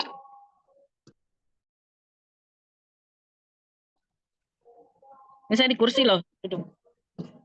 Jadi takbiratul ihram berdiri langsung duduk begini. Ruku, sujud hanya dalam kondisi duduk. Usahakan kalau misalnya betul-betul tidak mampu ya, maksudnya tidak mampu berdiri, duduknya itu pakai kursi, lebih nyaman. Betul. Kalau duduk di bawah, belum bisa. tetap nanti ruku sujudnya itu mesti dengkulnya terlipat juga gitu. Betul. Tapi kalau Betul. dalam keadaan duduk di kursi itu tidak harus terlipat kakinya. Ya, dan itu betul. banyak dilakukan orang-orang yang memang kondisi darurat ya, tidak mampu untuk berdiri, jadi duduknya pakai kursi, tidak duduk di lantai. Ya. Nah, gitu. Iya, kalau berdiri kan masih bisa berdiri, jalan pun bisa ya, tapi pakai misalkan tongkat gitu. Cuman nggak bisa itu untuk ruku sama sujud aja. Jadi takbiratul ihramnya berdiri. Nah, selama ini kan suami saya, ini ceritanya suami saya, terus kan biasanya langsung duduk aja takbiratul, terus ada yang ini gitu dengar gitu, Pak harus begini, terus dianya malah ngeyel, aku mah belum dengar. Iya. Jadi sekarang boleh. Alhamdulillah ntar saya bilangin ya berarti takbiratul ihramnya harus berdiri ya Ustazah. Iya. Takbiratul ihram berdiri, kemudian setelah takbiratul ihram langsung duduk. Iya. Atau kalau misalnya mampu dia berdiri sampai ruku, boleh berdiri sampai ruku. Iya, sampai baca surah ya, sampai baca Fatihah sama surah. Iya. Pas rukunya langsung duduk baru ruku. Nah, siap. Baik Ustazah. Terima kasih Ustazah. Insyaallah. Kemudian selanjutnya di Ukti Rizaki, ini di mana sini ada hukum wajib dan haram menyikapi pada zaman sekarang itu bagaimana Ustazah?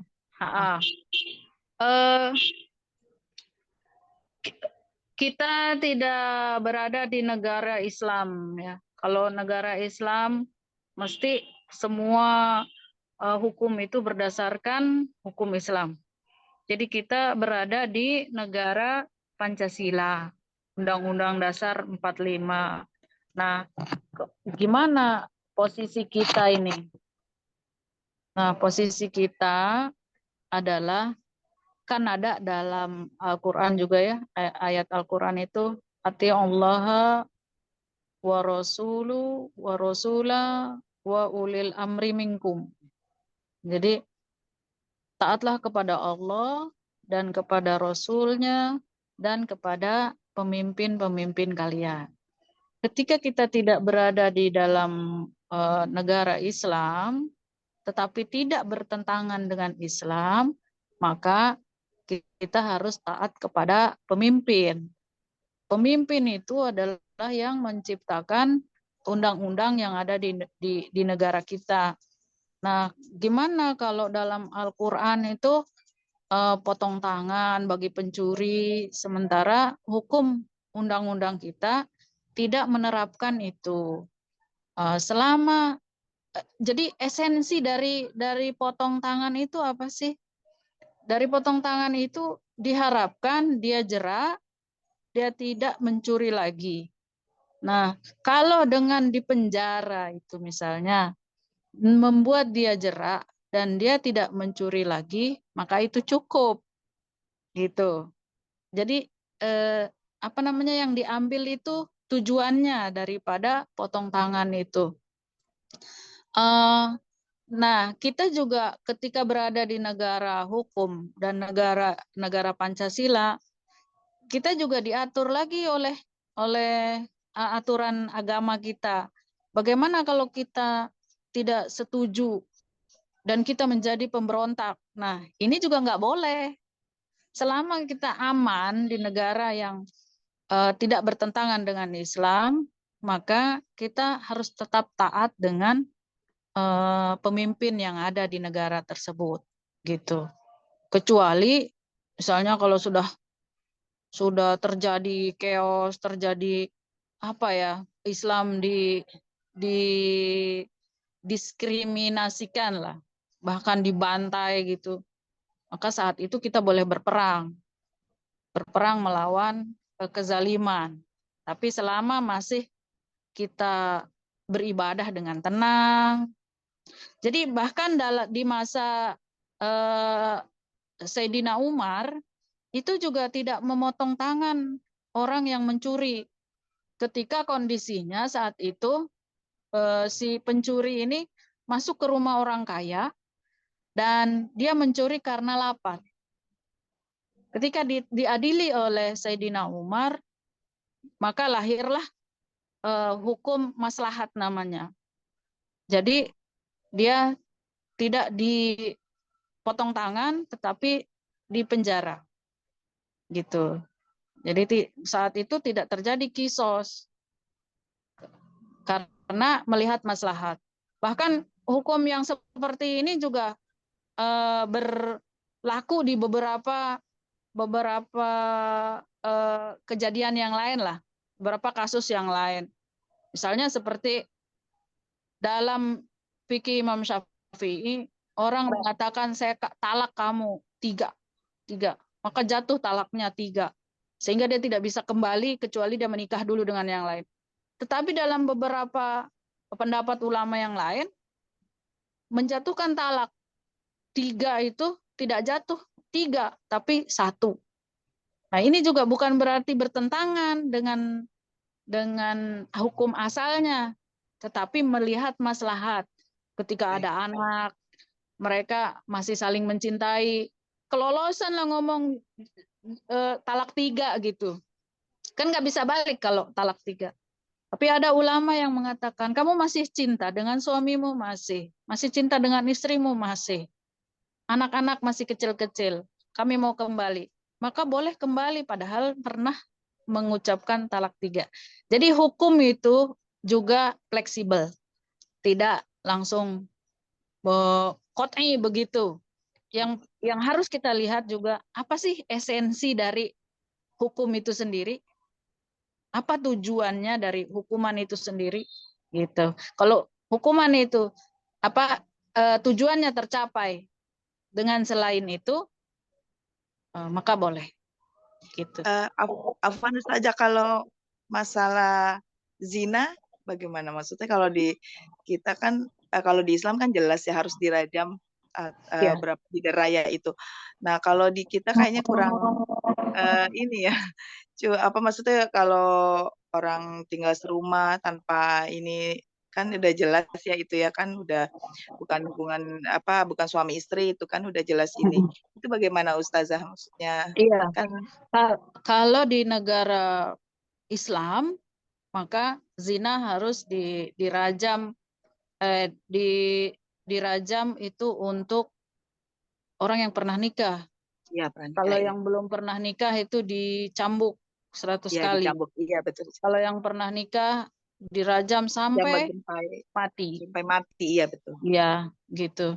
Itu di negara Islam. Kalau kita di negara yang ada hukum dan tidak bertentangan dengan Islam, hukum zina, di negara Islam itu sebenarnya tidak sembarangan juga itu mengatakan orang berzina.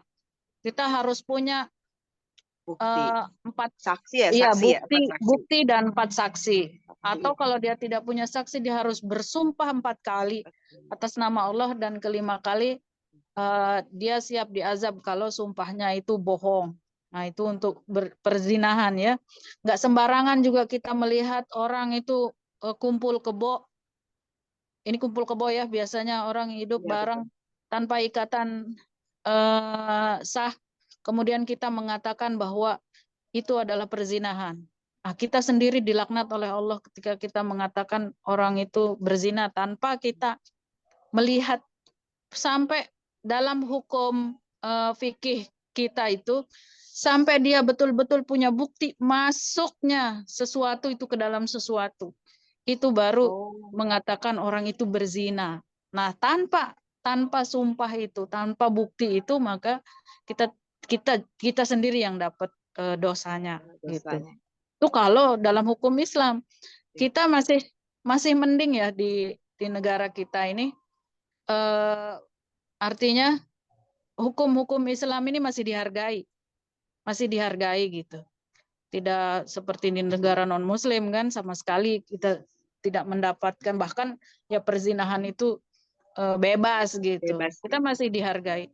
Bahkan mohon maaf ya, kalau kita mendapatkan orang atau ada orang yang berzina kemudian dinikahkan dengan pezinanya, itu pun lebih baik daripada dia dibiarkan nggak jelas. Misalnya kita ada anak hamil misalnya di luar pernikahan, dinikahkan dengan orang yang menghamilinya dan dia mau bertanggung jawab, itu lebih baik. Karena ada juga ayat, jangan menikahkan orang yang pezina dengan orang yang baik-baik gitu. Ya, nikahkan lagi dia dengan temannya itu lebih baik untuk menjaga kondisi di masyarakat. Nah, kalau tidak, maka masa depannya lebih buruk lagi dia. Cuman kita harus tidak boleh jemu ya, tidak boleh bosan untuk terus mengingatkan dan terus mendakwahkan. Nah, ini harus diajari juga, harus diajari anak-anak ini, anak-anak bangsa ini, bahwa kalau dia memang Muslim harus tahu hukumnya ini. Nah, yang punya anak perempuan, yang punya ponakan dan lain-lain harus bertanggung jawab kita semuanya. Gitu. Jadi kalau yang misalnya memang yang melakukan kesalahan seperti tadi pencuri gitu, nggak itu, nanti dihisapnya di akhir gimana tuh Ustazah kira-kira? Maksudnya kan nggak dijalani dengan hukum Islam ya? Apakah masih dihisap? Enggak, kita mengikuti aturan negara kita dan kita itu sudah taat pemimpin kita, gitu. Taat pemimpin itu adalah kewajiban. Ya, baik. Iya, kita tidak akan berdosa kalau ternyata apa yang kita temukan, kita laporkan itu tidak dihukumi dengan hukum Islam. Ya, karena kita ada di negara hukum juga, tetapi bukan negara Islam. Iya. Ya, baik. Siap. Ya, Zakillah khair Ustazah. Insyaallah. Kalau negara Saudi Arabia itu dia memang bersumber hukum negaranya itu dari hukum Islam. Makanya ada hukum kisos, langsung dipenggal nih. Das gitu.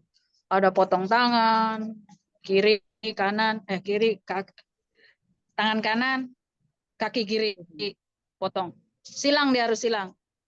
Nyuri lagi, tangan kiri potong. Nyuri lagi, kaki kiri potong. Kenapa? Itu pun Islam memberikan semacam peringatan gitu ya. Dipotong tangan dulu, tangan kanan. Masih mencuri, potong kaki kiri. Jadi ada apa namanya? Masih ada lah diberikan kekuatan di tangan kirinya. Masih nyuri juga. Potong lagi tangan kirinya, baru kaki kirinya. Luar biasa. Jadi tidak langsung begitu juga. Potong tangan kanan, tangan kiri, kaki kanan, kaki kiri, enggak juga. Itu berarti ada tujuan-tujuan atau tahapan-tahapan yang ingin dicapai dari hukuman itu. Siap. Ya, Ustazah. Jazakallah khair. Lanjut. Oh Lanjut iya, pertanyaan. tadi ada tanya. Ini kalau Ustazah nanya, kita nanya, ini menurut NU tuh begini, menurut Muhammadiyah tuh begini. Tapi nggak pernah mengatakan silahkan ikut NU atau ikut Muhammadiyah atau silahkan ambil mazhab ini. Memang saya tidak diajarkan begitu dari guru-guru kita itu. Kita ngikuti, bukan ngikuti ya, kita pelajari semuanya. Kita pelajari semuanya. Oh gitu. Nanti yang menentukan kita ambil yang mana itu diri kita sendiri. Diri kita sendiri setelah kita tahu. Nah, tetapi kalau misalnya kita belum tahu, namanya tadi itu taklid buta. Ikut aja. Gimana hukumnya? Ya boleh saja. Tapi namanya ya ngikut-ngikut gitulah, gimana posisinya ngikut-ngikut. Tapi kalau kita tahu sumbernya, asal hukumnya begini, oh ya. Gitu. Saya nggak akan mengatakan NU lebih baik atau Muhammadiyah lebih baik. Silakan ikut Muhammadiyah saja, NU saja, enggak. Bukan begitu maksudnya Ustazah. Maksudnya saya gini. Jadi kita kan nggak tahu nih. Kita nanya Pak Ustazah. Maksudnya Ustazah Bertanya maksudnya yang ngasih tahu. mana? Yang bertanya mana wajahnya? Yang bertanya. Nggak apa-apa jadi diskusi. Iya. Yang seharusnya tuh apa? Yang benernya tuh yang mana gitu? Yang maksudnya yang benar apa hukum dasarnya tuh apa gitu? Bagaimana gitu? Iya, misalnya atau bisa aja gini, Ustazah bilang cari di mana gini, gitu. Bunda. Ya, gini misalnya Bunda.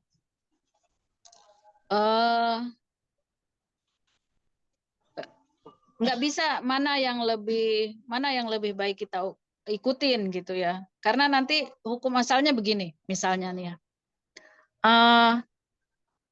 Mengusap rambut itu, mengusap kepala, sebagian kepala itu adalah rukun wudhu. Ya. Dalam ayatnya itu mashur ro'si. Jadi mengusap sebagian kepala. Nah, ulama-ulama itu berbeda pendapat. Mengusap kepala itu apakah seluruhnya atau hanya sedikit atau hanya depannya saja atau belakangnya saja? Mengusap kepala itu apakah cukup hanya 3 helai rambut saja itu sudah mengusap kepala, sah wudhunya. Nah, itu berbeda pendapat di sana para ulama itu. Nah, kita mau ngambil yang mana? Semuanya itu benar, gitu loh. Semuanya itu benar. Kalau dia masih mengusap kepala, mau yang seluruh kepala, mau yang depannya saja, mau yang 3 helai, itu semuanya benar. Nah, terus kasih dong mana yang lebih baik. Tergantung nanti situasinya. Nggak bisa, harus kita semuanya satu kepala ini. Kalau kita berada di tempat yang panas, mungkin enak saja mengusap seluruh kepala ini. Basah, dibasahin. Tapi kalau kita berada di dataran yang dingin, yang ada musim salju segala macam, nah mana yang kita ambil? Kan pasti yang 3 helai rambut sudah cukup gitu. Karena kondisinya sangat dingin, bersalju lagi. Beku kita kalau basahin rambut seluruhnya. Nah itu. Jadi hukum-hukum itu mereka berbeda pendapat itu ada alasan masing-masing. Nah, kenapa kita tidak berijtihad sendiri saja? Nggak bisa. karena kita tidak ada kriteria itu dan pintu ijtihad itu sudah lama tertutup. Jadi kita mau ijtihad itu harus hafiz Quran, harus paham sekian ribu hadis gitu. Harus paham usul fikihnya, kaidah usul fikihnya. Nah, bagi orang yang mau mempelajari itu, buka semuanya itu perbandingan-perbandingan mazhab itu lebih baik. Kalau tidak mau buka itu repot. Itu namanya taklid buta. Ngikutin saja. Oh, ini pendapat NU, mari kita ikut. Ini pendapat Muhammadiyah, mari kita ikut. Itu namanya taklid. Tidak apa-apa, tidak apa-apa. Karena nanti di akhirat nanti kita akan berpartai-partai, berbondong-bondong sesuai kelompoknya. Oh, saya ini NU, ikut dengan orang-orang NU. Selamatlah, insya Allah. Ini Muhammadiyah, ikut dengan selamatlah. Karena semuanya itu benar, kecuali berbeda agama. Udah lain itu urusannya. Nah, kan? Hanya berbeda pendapat fikih saja, tidak apa-apa. Gitu. Gimana Mbak Nia? Umi Uis gimana? Ya cukup mungkin. Ya maksudnya saya sih gini Ustazah. Tadi tuh yang berarti yang masalah ngusap rambut, kepala. Itu kan hukum dasarnya mengusap sebagian kepala kan. Jadi boleh Enggak, 3 hal. Mas Huro sih mengusap kepala saja gitu. Apakah sebagian, Iya. apakah seluruhnya itu yang baru? Iya, maksudnya hukum dasarnya kan mengusap kepala. Maksud saya gitu. Iya. Jadi ya saya pengennya jadi Ustazah sendiri hukum dasarnya sebenarnya ini gitu ya.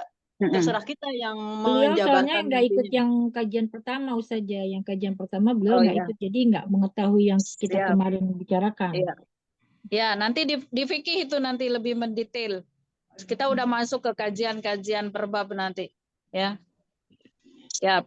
Pelan-pelan. Semakin semangat ini, semakin Kemarin rukun wudhu menarik udah Ustazah. dijelaskan Umi Uis sama Ustazah. Umi Uis Belum detail itu, belum semua, sekedar aja masih itu. bisa lihat di YouTube-nya ya Umi Uis. Siap.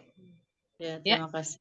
karena semua pertanyaan sudah terjawab, mungkin ada tambahan lagi Ustazah atau gimana? Saya mau tanya dong Ustazah, saya. Wah, baik ini Bunda silakan. Ya. Ustazah, saya kan tertarik banget nih dengan pemandian jenazah.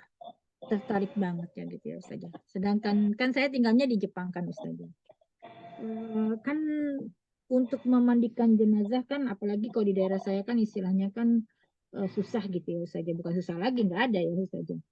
Itu kalau kita belajar memandikan jenazah itu kan termasuk di fikih ya. Ustazah bisa nggak berbagi ilmunya gitu? Saya sih pengen gitu ya, saya bisa memandikan jenazah gitu Ustazah. Karena kan istilahnya kalau saya bisa kan insya Allah kan saudara-saudara saya yang muslim dan muslimah, kalau cowok kan saya nggak bisa ya Ustazah ya. Harusnya kan cewek-cewek namanya.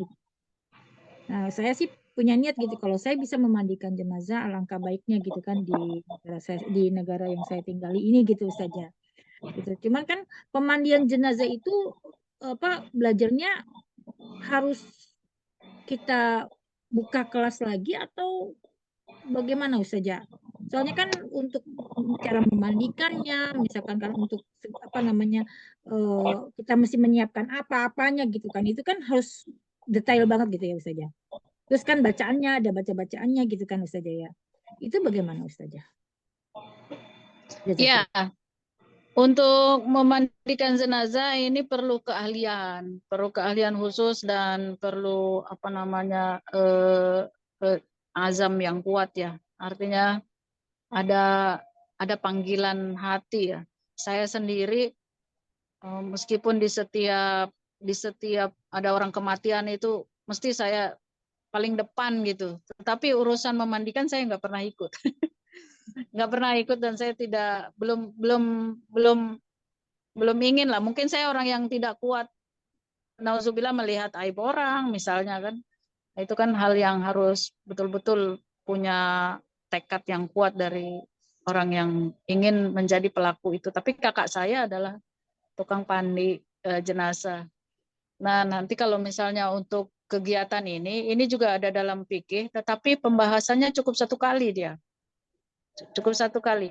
Bagian dalam ini. Bisa saja kita menghadirkan seorang ustazah, tidak mesti dia setiap ustazah itu bisa memandikan mayat, tidak. Jadi ada keahlian khusus gitu. Nah, kita bisa menghadirkan seseorang yang memang biasa dan paham dalam melakukan pemandian jenazah ini. Kalau sekedar hukum dan syaratnya kita mungkin bisa kaji, tetapi prakteknya nanti. Prakteknya itu yang penting. Dan praktek ini harus ditemani oleh seorang ahlinya. Nah, nanti di kelas ini bisa menghadirkan seorang yang ahli memandikan jenazah. Siap saja, kita mendampingi saja. Cukup sekali saja ini. Cukup sekali itu. Cukup sekali pembahasannya, dia seperti apa ya? Ya seperti bab sholat gitu, cukup sekali. Bab jenazah. Cukup sekali. Tidak berkelas-kelas lama, pembahasannya tidak banyak. Cukup langsung memandikan jenazah. Kapan-kapan boleh nanti ada kalau dalam kitab fikih Bulughul Maram itu ada kitab janaiz, bab jenazah. Saat itu boleh menghadirkan ahli pemandi jenazah. Siap. Baik saja. Jazakillah khairan katsiran saja. Baik, tidak ada lagi pertanyaan. Ada yang mau ditambahkan, Ustazah? Saya ingin ingatkan kembali, belajar kita masih panjang sekali ya. Panjang sekali, ini belum masuk ke bab yang sesungguhnya. Ini baru muqaddimah 2 hari, 2 pertemuan ini. Tadi udah saya sampaikan bahwa usul fiqh saja itu butuh sekitar 45 pertemuan. Gitu. Ustazah, apa lebih baik kita punya bukunya, Ustazah? Soalnya kan kalau mendownload itu kan kayaknya kurang apa? Kalau di print masih mending, kan kadang kita males ngeprint ya, kadang. Iya. Kalau kita mau beli bukunya, nama bukunya yang seperti di iklan itu ya, ini yang itu namanya. Iya, kitab itu. Tapi kebanyakan yang dijual di toko itu dia tidak ada terjemahnya. Saya belum temukan kitab itu yang sudah berikut terjemahnya. Kalau untuk pelajar santri mungkin bisa, tapi kalau kita ini nggak bisa tanpa terjemahnya. Malah lebih efektifnya ya di aplikasi itu. Di aplikasi itu udah ada itunya ya, Ustaz? Udah ada bahasa Indonesianya? Ada, Bunda. Ya, udah jelas banget pakai bahasa Indonesia. Nah kayak gini. Kan bahasa Arab. Bahasa Arab, bahasa Indonesia. Bahasa Arab, bahasa Indonesia. Nah ini judul-judulnya. Ya Allah. Ini gimana? Kalau di print bisa, Ustazah. Itu bisa kitab yang di ini. Bisa. Bisa di screenshot dulu kali ya. Saya kayaknya nggak ada deh ininya. Bedanya dengan yang PDF itu, Ustazah, beda ya? Ada mawar di awalnya. Bacaan terakhir. Yang PDF mungkin ada ya kalau dari Google ya. Saya ada. Langsung coba di share screen, di share yang PDF. Coba di share screen. Ya, yang punya itu. Memudahkan itu. Jadi nanti minggu depan tuh misalnya baca tentang al-amru, perintah dan larangan. Perintah dan larangan. Nah, dalam fikih. Kemudian nasikh mansuh, mujmal bayan, mutlak muqayyad, mantuk mafhum. Ini PDF-nya, Ustazah, betul bukan ya? Seperti ini bukan? Yang ini bukan ya? Coba lanjut. Abdul Hakim ya. Abdul Hamid Hakim. Coba dibuka. Gedein dong. Apa nih? Oh, bentar, Ustazah. Iya. Iya benar ini. Iya, Iya benar ini. Seperti Iya ini. betul itu. Mabadi Awalia. Berarti bisa saya share di grup kali ya? Iya, share grup. Iya, Cakep. di-share ke grup aja ya. Iya, cakep tuh. Stop Mantap dulu. tuh. Berarti kalau udah ada PDF-nya berarti udah ada itunya kayaknya deh, udah ada bukunya kayaknya si Uti itu. Iya. Kalau sudah ada PDF-nya berarti ada bukunya. Coba nanti kita cari kalau memang istilahnya pada mau, nanti kita ini kita list aja yang mau beli bukunya. Kita mau. Lewat video PDF. Soalnya saya juga mau. Kalau lewat kalau buku kan kita bisa langsung coret-coret di bukunya. Oh langsung coret-coret. Oh mau pengen coret-coret ya. Iya, iya. Ada Nah, nggak itu PDF-nya, Ustazah? PDF-nya dikirim aja, print aja masing-masing. Kecuali yang nggak punya printer, baru minta di print kan. Kalau Bulughul Maram itu apa Ustazah? Bulughul Maram itu kitab hadis sederhana, kitab hadis ya. Isinya hadis-hadis. Kadang juga saja print sama beli bukunya mahalan ngeprintnya saja. Oh ya. Iya, Pang. Ustazah udah ngeprint. Saya sore ini saya ke toko buku ya. Saya coba lihatkan. Hari Jumat insya Allah buka. Ya saya lihatkan biar jadi referensi lah. Kalau misalnya udah ada di toko buku itu berarti di toko buku yang lain pun ada gitu. Ya, Ustazah. Siap. Kan kalau misalkan ada bukunya kan enak kita belajarnya lebih. Kalau ada bukunya ribet. Iya. Ini saya Ribetnya nulis ada aja. Saya nulis aja belum tentu tulisan saya ini benar Ustazah. Apalagi kan yang bahasa Arabnya gitu kan. Kayak tadi kan Azima apa Azima kan beda lagi. Azima, iya betul. Mbak Sarah diam aja. Eyang mah biasanya rame nih. Yang Mbak Dian mana Mbak Ya, Dian? lagi kurang sehat.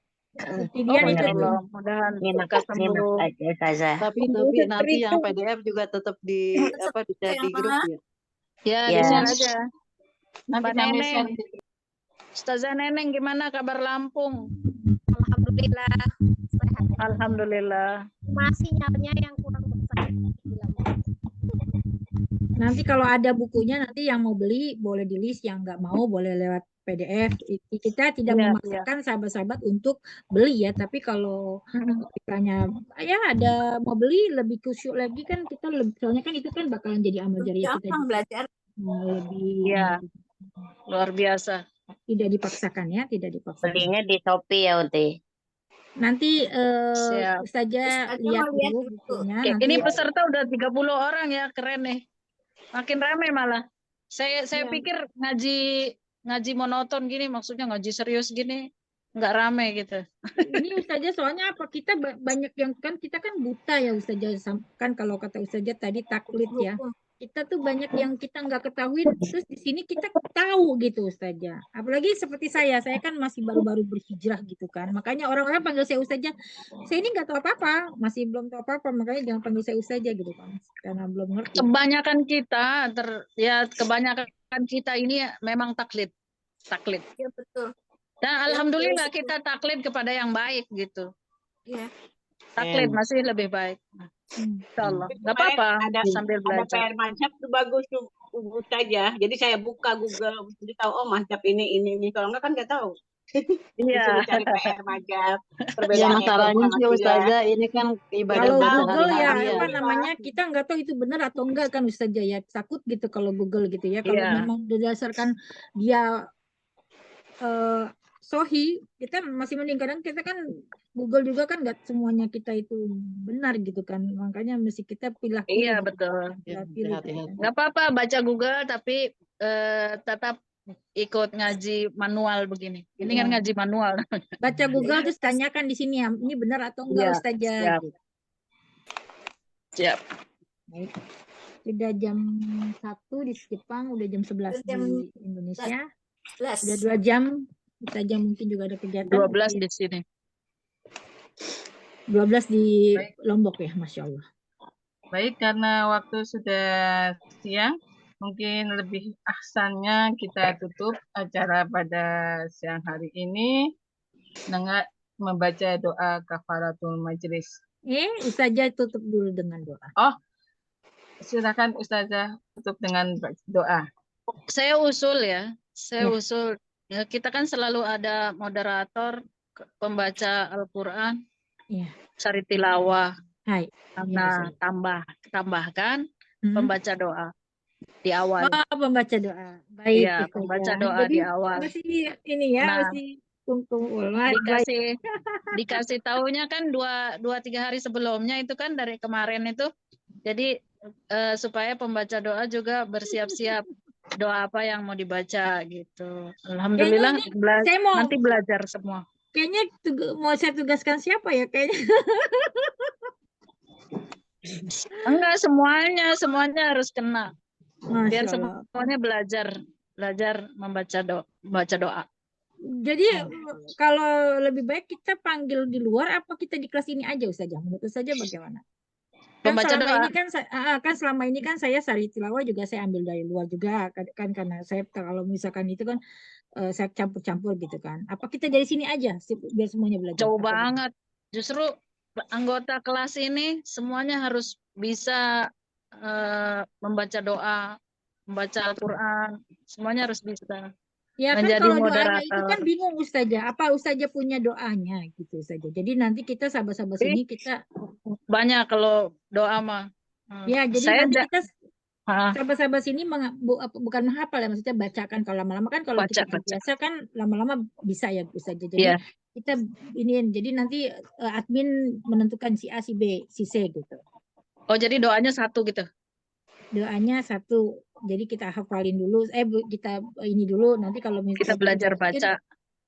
Nanti yang baca doanya Ustazah. Oh, nanti gitu. kalau udah mungkin baru misalkan Ustazah, oh ini pakai yang ini lagi. Misalkan jadi kita juga nanti buat kajian-kajian kan bisa dipakai Ustazah. Silakan aja Ibu Ketua ditentukan. Baik, nanti saya minta doanya mau Ustazah ya. Balik lagi ke saya. Ya. Baik, saya tutup dulu. Mudah-mudahan apa yang kita bahas saya sampaikan. Mohon maaf saya bila ada banyak salah kata dan salah pendapat. Bila nanti menemukan ternyata kata-kata saya salah, mohon saya diluruskan ya. Setelah di luar majelis ini ternyata saya salah gitu. Mohon disampaikan dan diluruskan. Dan mudah-mudahan tetap istiqomah, semuanya sehat selalu, ilmu kita bermanfaat untuk kita laksanakan secara pribadi dan secara umum pada yang lainnya. Ala hadhihi niyah wa kullu niyatin shalihah. Al-Fatihah. Alhamdulillahirrahmanirrahim. Ar-Rahmanirrahim. Maliki yaumiddin. Iyyaka na'budu wa iyyaka nasta'in. Ihdinas siratal ladzina an'amta 'alaihim ghairil maghdubi 'alaihim waladdallin. Amin amin. Assalamualaikum warahmatullahi wabarakatuh. Walhamdulillahi rabbil alamin. Assalamualaikum warahmatullahi wabarakatuh. Waalaikumsalam warahmatullahi wabarakatuh. Waalaikumsalam warahmatullahi wabarakatuh. Maaf lahir batin. Rizky silakan ditutup Uti Rizky. Mari kita tutup acara majelis yang hari ini dengan membaca doa kafaratul majelis. Allahumma bihamdika asyhadu an la ilaha illa anta astaghfiruka wa atubu Maaf lahir batin ya, izinlah. Hai. Tunggu saya mau foto dulu dong. Foto dulu soalnya apa namanya mau buat itu absensi. List absensinya apa? Soalnya adminnya libur ngantri. Tadi saya udah screenshot tuh sih. Semua ya. Hai. Bentar ya. Oke, izin. Keluar. Dulu. Assalamualaikum. Hai, waalaikumsalam warahmatullahi wabarakatuh. Hai, terima kasih buat semua. Terima kasih banyak.